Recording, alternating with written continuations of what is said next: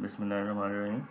In the last lecture, we have studied about the time response of second order system. उसी topic को हम further continue करेंगे. Before proceeding further we should know about the few basic terms.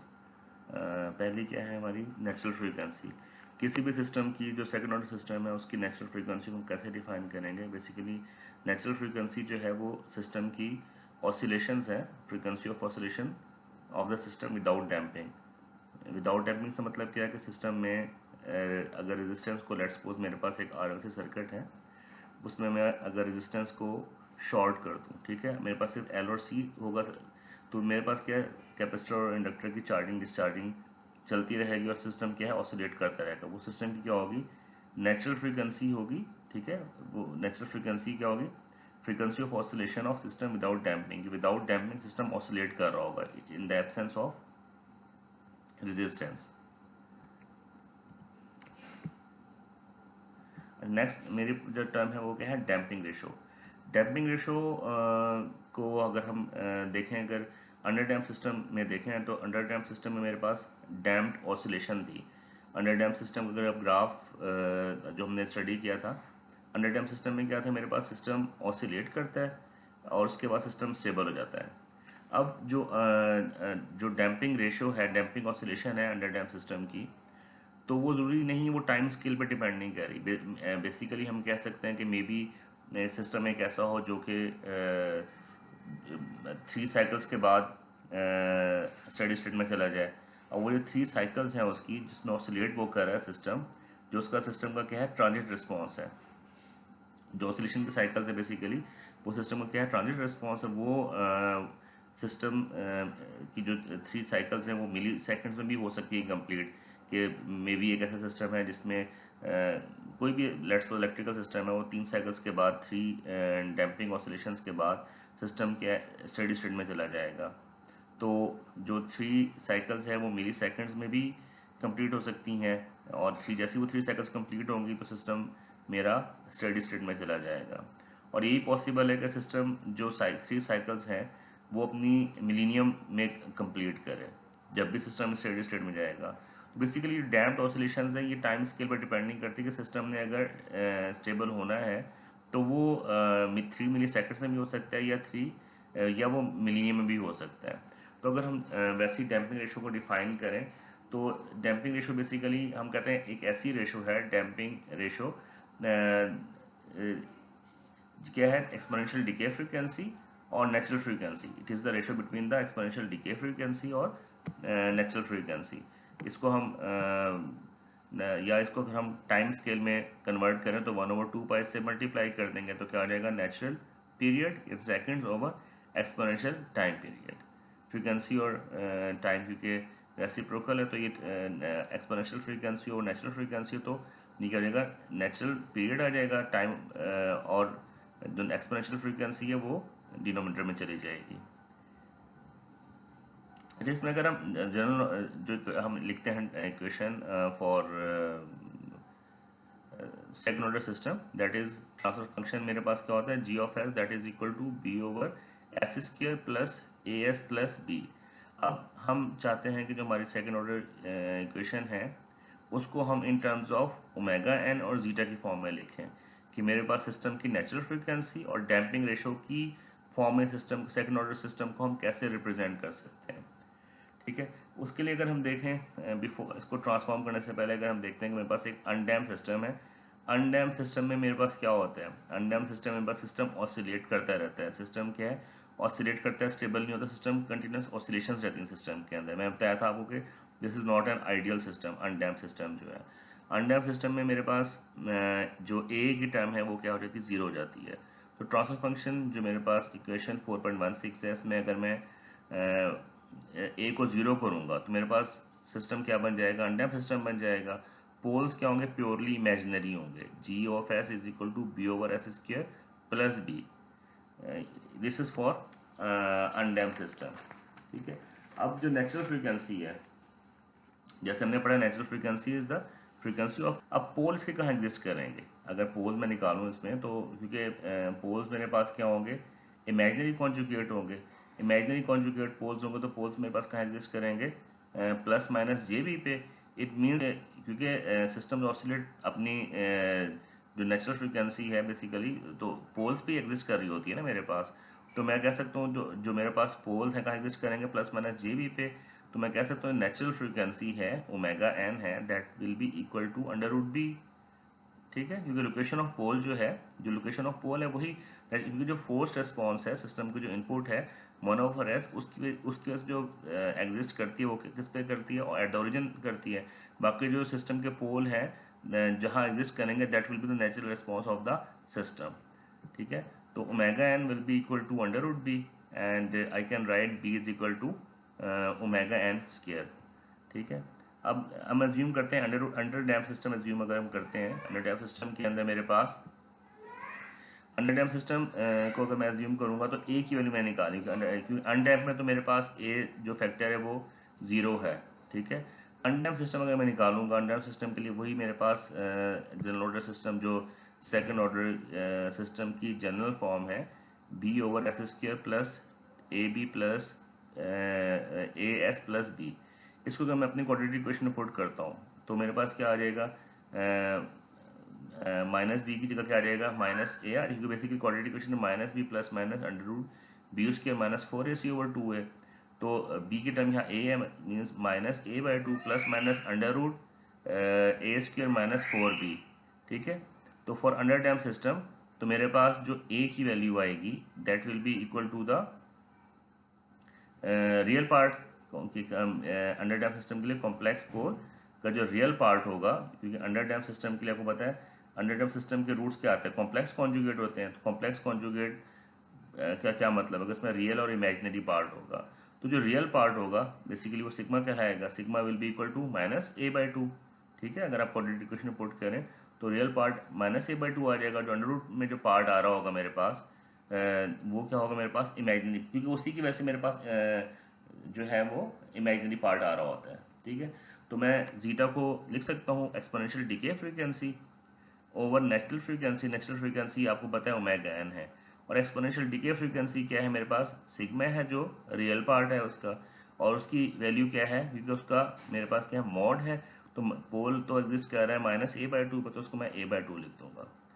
तो मेरे पास what will be the zeta, zeta will be A o by 2 into omega N, और A की value क्या आ जाएगी 2 जीटा ओमेगा एन। ठीक है, अब मैं अगर अपनी सेकंड ऑर्डर जनरल इक्वेशन जो है जो कि 4.16 है, इसको मैं लिखता हूँ in terms of zeta and omega N. How can I write it, I can write it G of S transfer function will be equal to B is equal to omega N square, ये हमने 4.19 में find out किया था, omega N square by S square plus A की value क्या है 2 zeta omega N, ये 2 zeta omega n आ गया, S plus omega N square. So this is another form general कि हम सेकंड ऑर्डर ट्रांसफर फंक्शन को हम किस फॉर्म में, in form of omega n and zeta, means in terms of natural frequency and damping ratio को जो हमने की फॉर्म में हमने लिखा है इसको। इसी अब लेट्स सॉल्व एग्जांपल 4.3, उसमें कहता है given the transfer function find zeta and omega n. हमने इसमें से जो ट्रांसफर फंक्शन दिया गया इसमें से जीटा और ओमेगा एन की हमने वैल्यू फाइंड आउट करनी है। सिंपल है, आपको जनरल फॉर्म पता है कि जनरल फॉर्म मेरे पास क्या है, omega N square over S square plus 2 zeta omega n S plus omega N square. तो ओमेगा एन क्या स्क्वायर किसके बराबर हो गया मेरे पास 36, ओमेगा एन नेचुरल फ्रिक्वेंसी क्या हो गई 6 हो गई, और जीटा क्या है मेरे पास, क्योंकि यहाँ पर मेरे पास एस के साथ टर्म क्या होती है जनरल इक्वेशन में सेकंड ऑर्डर में 2 जीटा ओमेगा एन, तो 2 zeta omega N will be equal to 4.2, और इसमें हम ओमेगा एन की वैल्यू पुट करेंगे, जीटा की वैल्यू निकालेंगे 0.35। अच्छा, अब जो मेरे पास एक जनरल इक्वेशन बनी है 4.22, इससे मैं रूट्स निकालता हूँ, मेरे पास रूट्स क्या निकलते हैं इस इक्वेशन के इन टर्म्स ऑफ, जैसे हमने पहले रूट्स निकाले थे इसी बेस पे हम निकालते हैं कि मेरे पास अगर मैं सेकंड ऑर्डर ट्रांसफर फंक्शन को in terms of omega N और जीटा राइट करता हूँ, what will be the root of transfer function, उसमें हम सिंपल ए बी सी की वैल्यू पुट कर देंगे इन आवर क्वाड्रेटिक इक्वेशन।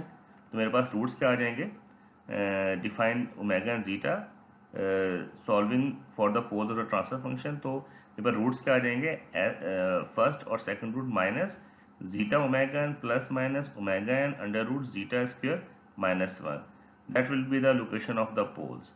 अच्छा, इससे पहले जो हम डिफाइन कर रहे थे सिस्टम, मेरे पास ओवर डैम्प है, अंडर डैम्प है, क्रिटिकली डैम्प है, अनडैम्प है, वो हम किस पे डिफाइन कर रहे थे, जो सिस्टम का जो ट्रांसफर फंक्शन मेरे पास, जो सिस्टम का आउटपुट इक्वेशन जो आती है सी ऑफ टी, ठीक है, जो आउटपुट इक्वेशन आ रही थी उस बेस पे मैं डिफाइन करता सिस्टम का कि सिस्टम की पोल्स कहाँ लाई कर रहे हैं, उस बेस पे हम सिस्टम को डिफाइन करते हैं। Now we define the transfer function, we define the जो रिस्पॉन्स सिस्टम का है on the basis of zeta.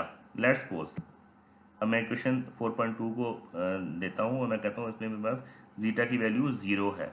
जब जीटा की वैल्यू मेरे पास 0 होगी, इट मीन्स जो मेरे पास फर्स्ट टर्म है ये वाली, ये 0 हो जाएगी। बाकी मेरे पास ये भी 0 हो जाएगा, अंदर क्या बनेगा -1, ठीक है।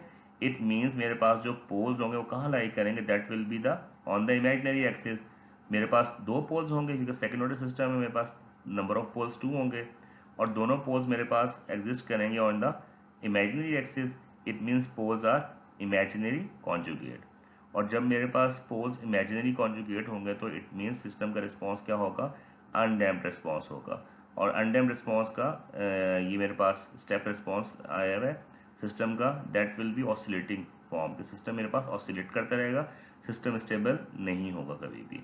सिस्टम कंटिन्यूसली मेरे पास नेचुरल फ्रीक्वेंसी मीन्स कि नेचुरल रिस्पॉन्स जो सिस्टम का वो डाई आउट नहीं होगा, और सिस्टम कंटिन्यूसली सिस्टम मेरे पास क्या करता रहेगा, ऑसिलेट करता रहेगा।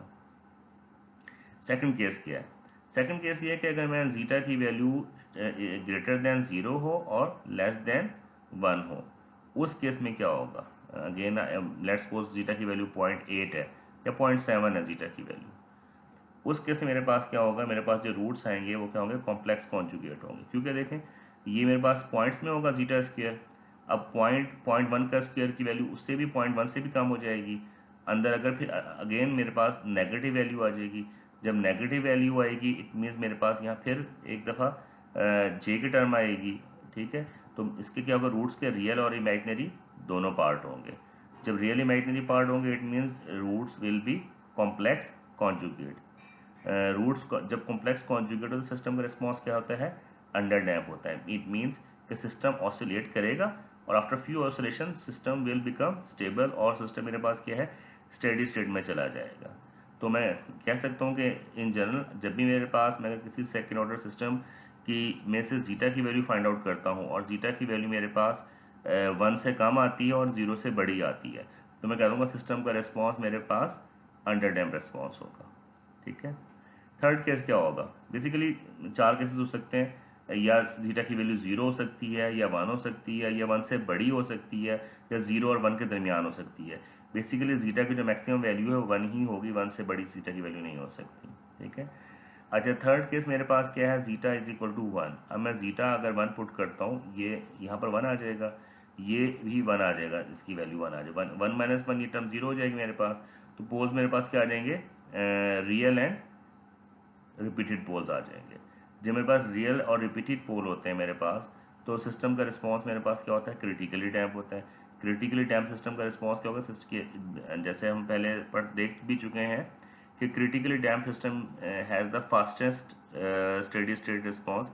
सबसे पहले जो है जो फास्ट रिस्पॉन्स जो सबसे पहले स्टेडी स्टेट की तरफ जाता है वो क्रिटिकली डैम्प सिस्टम है। तो जब जीटा की वैल्यू 1 होगी तो मेरे पास सिस्टम क्या हो जाएगा, क्रिटिकली डैम्प हो जाएगा, और दोनों पोल्स मेरे पास कहाँ जाएंगे, रियल एक्सिस पे, और रिपीटेड पोल होंगे, रियल एंड रिपीटेड पोल होंगे। अच्छा, अब हम फोर्थ केस देखते हैं कि जब जीटा की वैल्यू मेरे पास ग्रेटर देन 1 है। अब जब जीटा की वैल्यू ग्रेटर देन 1 होगी तो ये मेरे पास सेकंड ऑर्डर जो 4.24 है इक्वेशन, ये इसमें अगर जीटा की वैल्यू ग्रेटर देन 1 होगी तो मेरे पास अंडर रूट कोई भी लेट्स सपोज यहाँ 25 आता है, अंडर रूट 25 का जब अंडर रूट है तो 5 आ जाएगा। इट मीन्स जब मैं इसको सॉल्व करूँगा तो मेरे पास 2 पोल्स आएंगे, और दोनों पोल्स मेरे पास क्या होंगे, रियल होंगे और डिस्टिंक्ट होंगे, क्योंकि इसमें देखें अब अंदर टर्म्स आ रही है वो पॉजिटिव में आ रही है। जीटा ग्रेटर देन 1 है, अंदर मेरे पास माइनस में टर्म नहीं आ रही है, अंदर मेरे पास टर्म क्या आ रही है, पॉजिटिव में आ रही है। जब पॉजिटिव में टर्म आएगी तो मेरे पास ना जे की टर्म नहीं होंगी, इट मीन्स ना ही वो पोल इमेजिनरी एक्सिस पे लाई करेंगे, ना ही वो कॉम्प्लेक्स कॉन्जुगेट होंगे, इमेजिनरी पार्ट उसमें नहीं होगा, ठीक है। और मेरे पास वो क्या हो जाएंगे, पोल्स मेरे पास रियल एंड रिपीटेड हो जाएंगे। जब पोल्स रियल एंड रिपीटेड होते हैं तो इट मीन्स मेरे पास सिस्टम का रिस्पॉन्स क्या रहता है, ओवरडैम्प रिस्पॉन्स आ जाता है, ठीक है। तो मेरे पास सिस्टम का रिस्पॉन्स क्या आ जाएगा, ओवरडैम्प आ जाएगा। दो पोल्स एग्जिस्ट करेंगे और दोनों मेरे पास क्या होंगे, रियल होंगे और रिपीटेड होंगे, और सिस्टम का रिस्पॉन्स ये ओवरडैम्प सिस्टम का response. It means on the basis of value of zeta we can define कि हमारा सिस्टम क्या ओवरडैम्प है, अंडरडैम्प है, क्रिटिकली डैम्प है या अनडैम्प है सिस्टम। एग्जाम्पल 4.4 आपकी प्रैक्टिस के लिए है, इसमें भी यही दिखाया गया for each of the system. चार सिस्टम दिए गए हैं, उसमें दिखाया कि find the value of zeta and report the kind of response expected. कि आपके पास A B C 3 types of system है, इसमें ट्रांसफर फंक्शन दिया गया है और इसमें आपने बताना है कि सिस्टम का रिस्पॉन्स क्या है। जो आपने चार रिस्पॉन्सेज पढ़े हैं उसमें से सिस्टम का रिस्पॉन्स फाइंड आउट करना है कि either it's a under damp, over damp, critically damp या undamp system. In first case जो मेरे पास पहला है, जैसे इसमें क्लियर है कि मेरे पास जो ओमेगा एन है वो 12 है। जब 12 का अंडर रूट लेंगे तो क्या आ जाएगा, वो ऑलमोस्ट 3 पॉइंट समथिंग आएगा, 3.4 आई थिंक आ रहा है इसकी वैल्यू। और जीटा की वैल्यू हम कैसे निकालते हैं, 2 ओमेगा जीटा। बेसिकली यहाँ पर क्या है, इस 8 की जगह क्या होता है, 2 ओमेगा जीटा एन होता है। तो 2 omega zeta n 2 omega zeta n 2 omega zeta n will be equal to 8। Omega N की वैल्यू पुट करेंगे, जीटा की वैल्यू आ जाएगी ऑलमोस्ट 1.14। अब जब जीटा की वैल्यू 1.14 आ रही है, इट मीन्स ग्रेटर देन 1 आ रही है, तो we can say that system is over damp. Okay, in second case में भी देखें, मेरे पास जो ओमेगा एन है सिंपल वो डायरेक्टली मेरे पास 4 वैल्यू आ जाएगी उसकी, ठीक है। और जब मैं उसकी निकालता हूँ जीटा की वैल्यू, तो इस केस में मेरे पास जीटा की वैल्यू 1 आ जाएगी, because zeta will be equal to A over omega N और ए ओवर 2 ओमेगा एन, और ओमेगा एन की हमें पता चल गया है, तो मेरे पास 8/8 आएगा इक्वल टू 1। और जब मेरे पास जीटा की वैल्यू 1 आती है तो system is the critically damped system. In the third case में मेरे पास क्या है, ओमेगा एन की वैल्यू 20 है, ठीक है। अंडर रूट ले लेंगे इसका और जीटा की वैल्यू निकालेंगे, तो उसमें मेरे पास जीटा की वैल्यू आ रही है 0.894। और जब मेरे पास जीटा की वैल्यू लेस देन 1 होती है तो सिस्टम का रिस्पॉन्स अंडर डैम्प होता है। तो बेसिकली अब हमने with the help of omega and zeta and omega N is the natural frequency, zeta is the damping ratio, ठीक है। तो with the help of omega natural frequency और जीटा की हेल्प से हमने सिस्टम का रिस्पॉन्स फाइंड आउट कर लिया है। अच्छा, one more is the your skill assessment. Skill assessment में कहते हैं कि do each of the transfer function in skill assessment 4.3 जो स्किल असेसमेंट हमने लास्ट लेक्चर में की थी। अब हमने बेसिकली लास्ट टाइम तो हमने उसकी रूट्स निकाल के सिस्टम का रिस्पॉन्स बताया था कि सिस्टम का रिस्पॉन्स क्या आ रहा है। अब वो कहता है find the value of omega and zeta and omega N, और on the basis of this characterise the nature of the response, system का रिस्पॉन्स क्या आ रहा है। अच्छा, स्किल असेसमेंट हम सॉल्व करते हैं। देखें पहले जो है मेरे पास क्या है, जो ट्रांसफर फंक्शन का स्किल असेसमेंट हम 4.3 निकालते हैं, तो मेरे पास ये skill assessment, this is your skill assessment 4.3। यही हमने लेनी है जी ऑफ एस, इसकी ही हमने ओमेगा और जीटा की वैल्यू निकालनी है। अच्छा, इसमें ओमेगा एन 400 है, ठीक है। Omega N is equal to under root B, ठीक है, that will be equal to 20। और 2 ओमेगा जीटा एन के आगे मेरे पास इसकी हेल्प से इक्वल टू 12 आ गई इसकी वैल्यू, ठीक है। क्योंकि मेरे पास यहाँ क्या है, 2 ओमेगा जीटा एन, यहाँ पर 12 वैल्यू है। जीटा की वैल्यू की वैल्यू क्या निकलेगी, 0.3। अब जब जीटा की वैल्यू लेस देन 1 होती है तो मेरे पास सिस्टम का रिस्पॉन्स क्या रहता है, अंडर डैम्प आ जाता है। जो केस 2 है, केस 2 में मेरे पास I will repeat the same procedure, omega N is equal to under root 900 B है मेरे पास, ये omega N is equal to under root 900, that will be equal to the 30। और 2 zeta omega N will be equal to the what will be the 2 omega zeta omega N, that will be equal to the 90। अच्छा, 90 है तो zeta की value 1.5 आ जाएगा। अब zeta की value यहाँ पर क्या आ रही है, 1.5, it means zeta is greater than 1। और जब जीटा की वैल्यू ग्रेटर देन 1 होती है तो सिस्टम का रिस्पॉन्स ओवर डैम्प होता है। थर्ड मेरे पास फंक्शन क्या है, इसमें ओमेगा एन क्या है कि omega N is equal to under root B, that will be equal to 225 under root, 225 का रूट निकालेंगे तो 15 वैल्यू आ जाएगी। 2 zeta omega N will be equal to the 30, 2 omega zeta 30 आ जाएगा। उसके हिसाब से हम जीटा की वैल्यू निकालेंगे, जीटा की वैल्यू 1 आएगी। जब से जीटा की वैल्यू 1 होती है that mean system is the critically damped system. Last fourth case क्या है मेरे पास, इसमें देखें 2 मेगा जीटा एन मीन्स के मेरे पास जो इसको देख के ही आइडिया हो रहा है कि मेरे पास सिस्टम क्या है, अनडैम्प्ड सिस्टम है, क्योंकि इसमें 2 मेगा जीटा एन या ए की वैल्यू मिसिंग है। तो ओमेगा एन मेरे पास यहाँ 625 है, तो ओमेगा एन आज मेरे पास क्या आ जाएगा, under root 625 that will equal to 25, और 2 zeta omega N will be equal to 0, ठीक है, that will be equal to 0। जब हम ओमेगा एन की वैल्यू से डिवाइड करेंगे तो जीटा की वैल्यू 0 ही रहेगी।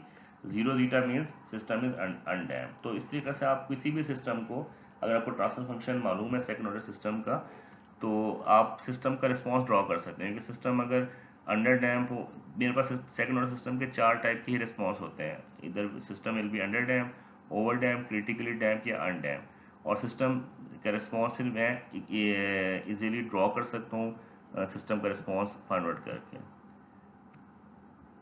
इसके लिए असेसमेंट हो गई। अच्छा, इसके बाद फर्दर आ जाता है जनरल सेकंड ऑर्डर सिस्टम। इसमें फिर ये हम कर चुके हैं, सॉरी। अच्छा, यहाँ तक हमने कर लिया, इसके लिए असेसमेंट 4.4 हो गई है। Under damp system second order system को हम under dam second order system को हम फर्दर स्टडी करेंगे। बेसिकली इसमें जो under dam second order system है, इसमें अगर हम देखें तो इसमें बेसिकली हम जीटा की वैल्यू वेरी कर रहे हैं अंडर डैम सिस्टम की, और ये मैं आपको ग्राफ दिखाता हूँ, इसको एक्सप्लेन कर देता हूँ। Basically second order under dam response for the damping ratio value. मेरे पास अंडर डैम सिस्टम है, अंडर डैम सिस्टम का वो पता है कि अंडर डैम सिस्टम में मेरे पास नंबर ऑफ ऑसिलेशंस आती हैं, ठीक है। आफ्टर नंबर ऑफ ऑसिलेशंस या डैम्प्ड ऑसिलेशंस होती हैं, उसके बाद सिस्टम मेरे पास क्या स्टेडी स्टेट में चला जाता है। अगर मैं जीटा की वैल्यू वेरी करूं, जैसे आपके ये 4 से 5 ग्राफ बनाए गए, पहले जीटा की वैल्यू 0.1 है, फिर 0.2 है, 0.4, 0.5, 0.6, 0.8 है।